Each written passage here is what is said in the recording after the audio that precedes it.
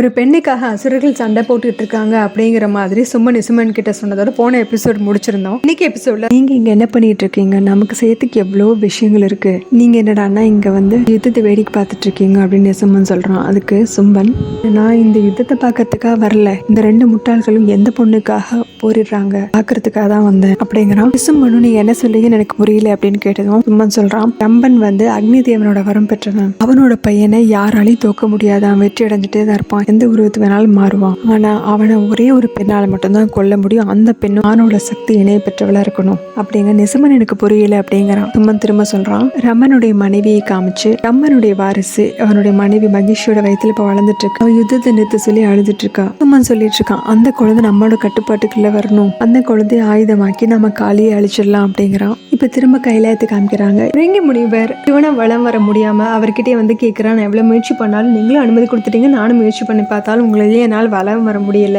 அதுன்னு சொல்லுங்கன்னு கேட்கவும் இவன் சொல்றாரு, வளம் வர்றது அப்படிங்கிறது ஒரு பக்தனுக்கும் கடவுளுக்குமான ஆழ்ந்த பந்தம், அந்த பந்தத்துல நீங்க முழுமையா இருக்கீங்க, ஆனா கடவுளான நான் என்ன முழுமையா இல்லையே, உடைந்த விக்கிரகத்தினால என்ன பிரயோஜனம் இருக்கும், நான் முழுமையா இல்லாததுனால உங்களால என்ன முழுமையா வளம் வரவும் முடியல அப்படிங்கிறார். இது எப்படி சாத்தியமாகும், நான் வணங்குற கடவுளான நீங்க முழுமையானவர் தான், நீங்க எப்படி முழுமையற்றவரா இருக்க முடியும் அப்படின்னு கேட்டதும், மனைவி இல்லாம ஒரு கணவன் முழுமையற்றவனா தானே இருக்க முடியும், பார்வதி இல்லாம நான் முழுமையற்றவன் அப்படின்னு சிவன் சொல்ல எல்லாருமே அதை ஒத்துக்கிறாங்க. பார்வதி என்னோட சக்தி, அவன் கூட இருந்தா மட்டும்தான் உங்களால முழுமையா வளம் வர முடியும் அப்படின்னு இவர்கிட்ட சொல்லிட்டு பார்வதியை பார்த்து, வா பார்வதி, பக்தனோட எண்ணம் ஈடேறணும் அப்படிங்கிறதுக்காக என் பக்கத்துல வந்து உட்காரு அப்படிங்கிறாரு. பிரிங்கி முனிவர் பார்வதியை திரும்பி பாக்குறாரு. அந்த அம்மா தயக்கத்தோட பார்த்துட்டு நின்றுட்டு இருக்காங்க. சிவன் திரும்பவும் கூப்பிடுறாரு. பார்வதி அவர் பக்கத்துல உட்காரத்துக்கு முன்னாடி பிரிங்கி முனிவரை திரும்பி பார்க்க அவர் முகத்தை திருப்பிக்கிறாரு. அப்போ நந்தி சொல்லாரு, ஆரம்பமாயிடுச்சு, இந்த முனிவரோட அறியாமையின் அழிவு ஆரம்பமாயிடுச்சு அப்படின்னு நந்தி ரொம்ப சந்தோஷமா சொல்லிட்டு இருக்காரு. எல்லாரும் அதை கேட்டு சந்தோஷப்படுறாங்க. பார்வதி வந்து உட்கார்ந்ததும், உங்களை வளம் வாங்க முனிவரே அப்படிங்கவும், நிக்கணும், எனக்கு ஒரு வேண்டுகோள் இருக்குன்னதும், சொல்லதை தயங்க வேண்டாம் சொல்லுங்க அப்படிங்கிறாரு. சிவன், பார்வதி தாயார் உங்களோட மனைவி, அதனால நான் மதிக்கிறேன், ஆனா நான் உங்களோட பக்தன் தான், பார்வதி தேவியோட பக்தன் இல்லை அப்படிங்கவும் அங்க இருக்கிற எல்லாருக்கும் கோவம் வருது. நான் வணங்குற ஆணாகிய உங்களை மட்டுமே நான் வளம் வர விரும்புறேன், எந்த பெண்ணை என்னால் சுத்தி வர முடியாது அப்படின்னு நேரடியாவே சொல்லிடுறாரு. கேட்டதும் பார்வதி எந்திரிச்சு போக முயற்சி பண்ண